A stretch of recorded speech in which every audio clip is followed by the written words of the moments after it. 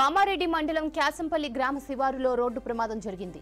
44వ జాతీయ రహదారిపై ఆదిలాబాద్ నుంచి హైదరాబాద్ కు వెళ్తున్న ప్రైవేట్ ట్రావెల్స్ బస్ లారీ వెనుక నుంచి ఢీకొట్టింది. ఈ ప్రమాదంలో ఒకరు మృతి చెందగా 20 మందికి గాయాలయ్యాయి. గాయపడిన వారిని కామారెడ్డి ఏరియా హాస్పిటల్ కు తరలించారు స్థానికులు.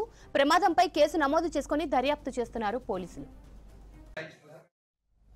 కామారెడ్డి మండలం క్యాసంపల్లి గ్రామ శివారులో రోడ్డు ప్రమాదం జరిగింది. 44వ జాతీయ రహదారిపై ఆదిలాబాద్ నుంచి హైదరాబాద్ కు వెళ్తున్న ప్రైవేట్ బస్సు లారీని వెనుక నుంచి ఢీకొట్టింది.